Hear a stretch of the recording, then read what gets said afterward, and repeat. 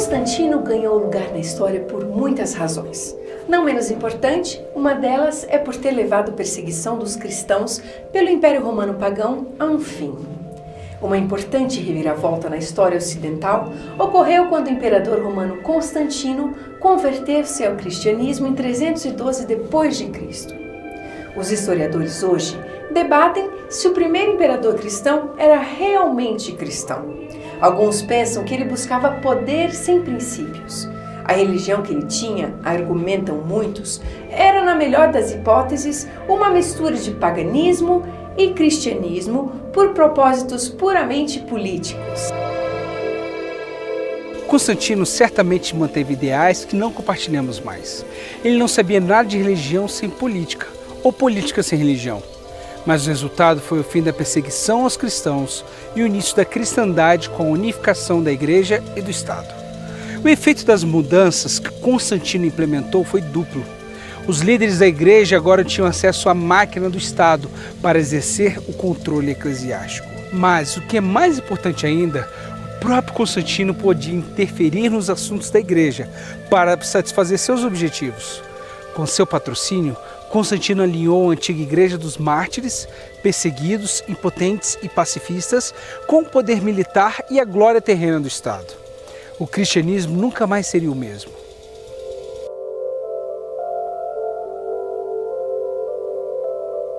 Logo, as guerras do Império se tornaram guerras sagradas. Os líderes da Igreja procuravam sanções civis para apoiar seus juízos eclesiásticos. O Concílio de Nicéia depôs Ário. Constantino o exilou. Os governantes começaram a convocar sínodos da Igreja e a influenciar ou intimidar seus procedimentos.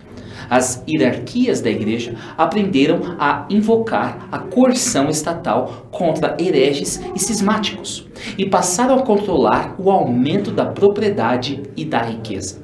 A perseguição de cristãos por cristãos, de pagãos por cristãos, de judeus e muçulmanos por cristãos, logo foi retomada. O que é claro é que mudanças significativas aconteceram após o acordo de Constantino com a Igreja. As implicações dessas mudanças foram desastrosas para o movimento de Jesus, que estava transformando o mundo romano a partir das imagens da sociedade. Rodney Stark, considerado o principal expert na Igreja nesse período, resumiu em termos dramáticos. Por muito tempo, historiadores aceitaram a alegação de que a conversão do imperador Constantino resultou no triunfo do cristianismo. Ao contrário, ele destruiu seus aspectos mais atraentes e dinâmicos, transformando o movimento de base de alta intensidade em uma instituição arrogante controlada por uma elite que muitas vezes conseguia ser brutal e laxista.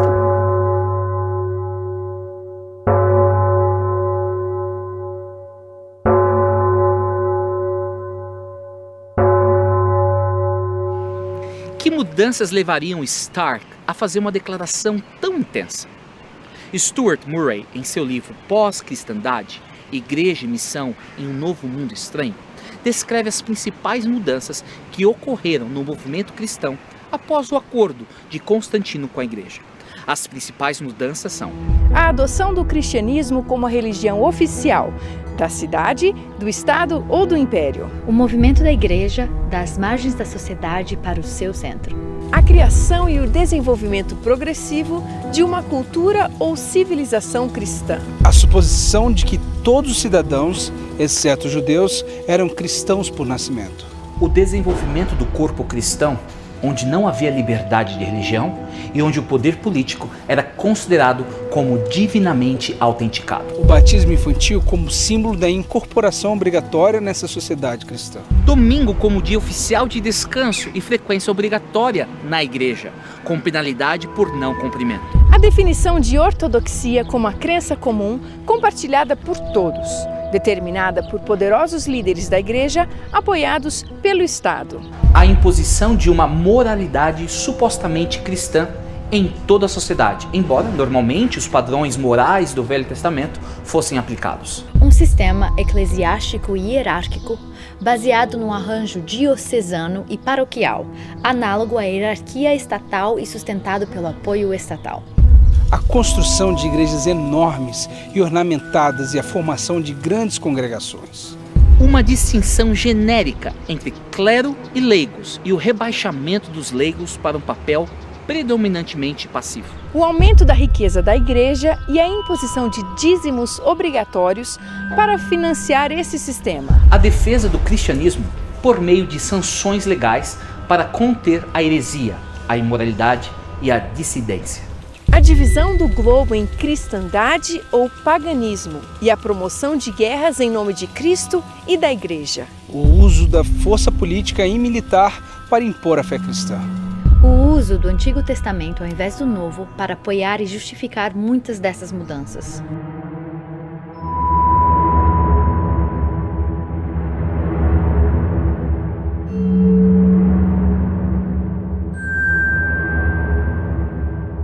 Essas 17 mudanças apresentadas por Murray nos dão uma breve ideia sobre o que aconteceu com o movimento original de Jesus Cristo e dos apóstolos, depois que o Estado e a Igreja se reuniram sob a liderança de Constantino. Quais foram algumas das implicações dessas mudanças? Separamos 5 dessas transições para refletirmos um pouco mais. A primeira que iremos abordar é a suposição de que todos os cidadãos, exceto os judeus, eram cristãos por nascimento. Desde que o cristianismo foi adotado como a religião oficial de uma cidade, estado ou império, todo mundo agora é considerado cristão ou deve se tornar cristão.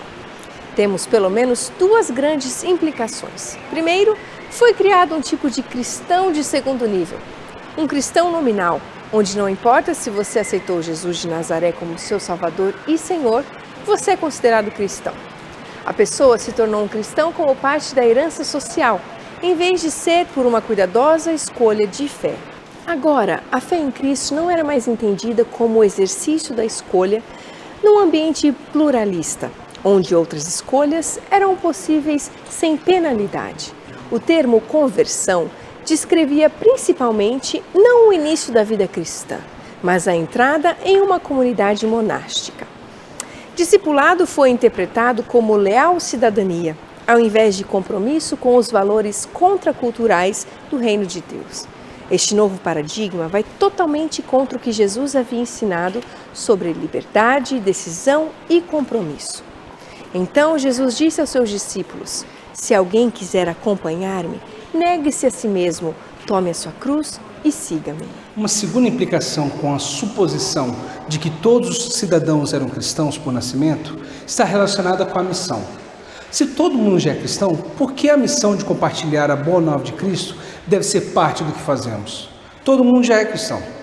A orientação da igreja estava se movendo agora para a manutenção em vez de missão.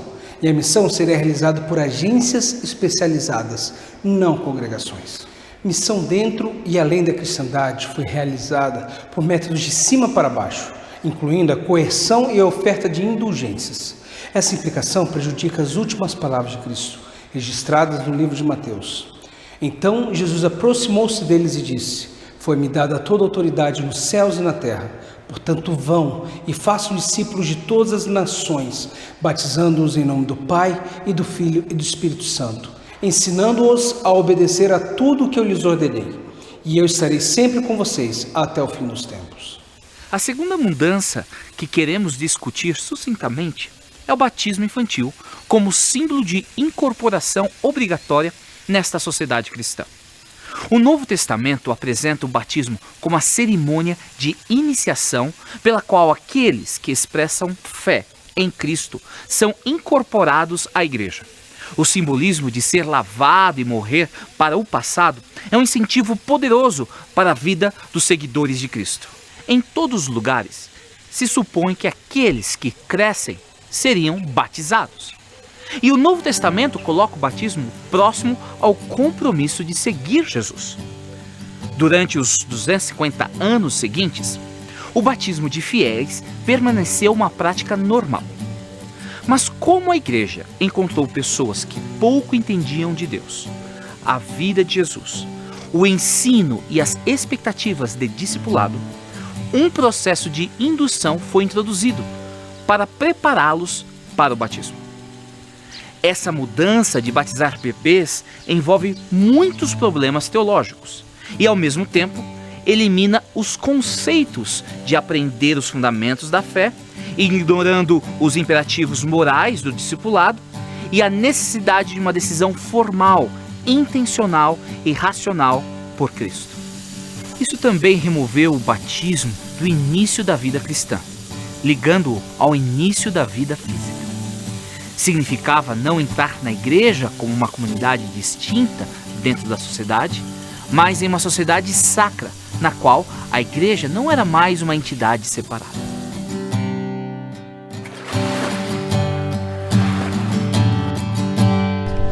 A terceira mudança que queremos ressaltar é o domingo como um dia oficial de descanso e frequência obrigatória da igreja, com penalidade por descumprimento. A afeição de Constantino pelo culto ao sol o levou mais cedo a endossar o domingo, o primeiro dia da semana e um dia dedicado a honrar o sol, como um dia semanal de descanso no Império Romano. Isso criou uma considerável dificuldade para aqueles judeus e verdadeiros cristãos que continuaram a guardar o sábado bíblico no 7º dia da semana. Esta imposição vai diretamente contra a lei de Deus, que claramente declara a observância do 7º dia da semana. O ponto principal em questão é a autoridade espiritual e submissão. Quem é o governante e líder das questões espirituais em nossas vidas? O homem ou Deus? As tradições ou a Bíblia? Os discípulos de Jesus tomaram sua decisão, mas Pedro e os outros apóstolos responderam e disseram: devemos obedecer a Deus em vez de aos homens. A quarta mudança que iremos discutir hoje é a construção de igrejas enormes e ornamentadas e a formação de grandes congregações. A adoração foi vastamente mudada. Foi movida das casas, onde foi em grande parte realizada nos primeiros 3 séculos, para os edifícios especiais projetados para serviços da igreja. As novas igrejas construídas a partir do século IV foram copiadas de edifícios romanos para governos civis. As igrejas deveriam estar onde toda a população pudesse ter religião, ao invés de uma companhia de fiéis reunidos na informalidade e na comunhão de uma família cristã. Logo, as novas igrejas foram ornamentadas, um lugar onde os ricos e os poderosos pudessem se sentir confortáveis. Músicos treinados substituíram um canto congregacional. O clero entrava numa procissão, vestidos com roupas sacerdotais. O serviço tornou-se altamente estruturado na liturgia e no ritual. Foi-se embora o simples serviço dos pescadores da Galileia. Roma acabara de sufocar a fé jubilosa dos primeiros cristãos. A adoração e a vida espiritual, que eram uma realidade cotidiana experimentada nas realizações diárias, agora estava limitada a um tempo e local específicos, dentro de 4 paredes e realizada apenas por alguns. Essa situação trouxe uma dicotomia na vida, tendo um lado os aspectos mundanos e o outro o reino espiritual. O resultado dessa divisão trouxe uma má compreensão da vida espiritual, onde não importa o que eu faço ou onde eu moro fora do prédio da igreja, ao frequentar os meus cultos e pagar meus deveres, eu estou bem com Deus. Isso vai contra o que Paulo escreveu. Assim, quer vocês comam, bebam ou façam qualquer outra coisa, façam tudo para a glória de Deus.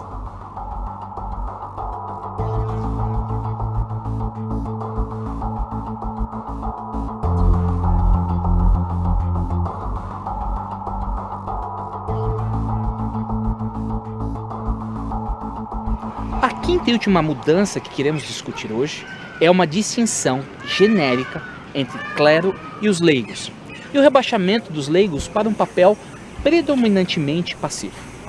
Depois de Constantino, a igreja começou a desenvolver um sacerdócio clerical e um novo sistema de sacrifícios, semelhante ao da antiga aliança, o sacerdócio aarônico.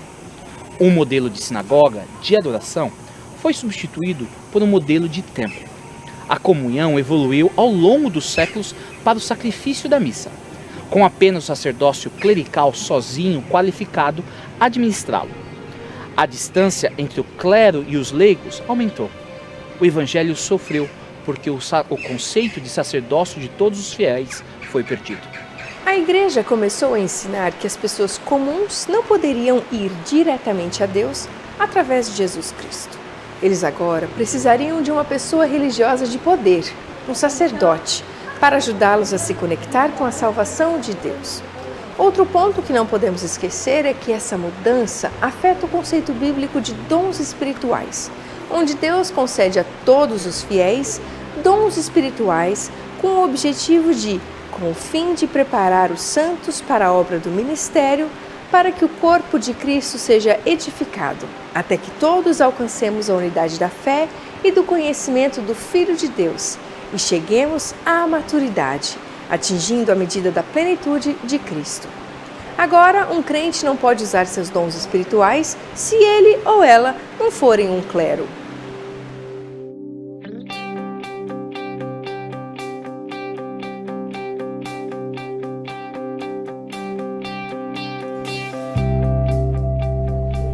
As principais mudanças que ocorreram com Constantino e foram seguidos por uma era de imperadores cristãos levou o que é conhecido como Idade Escura ou Idade Média.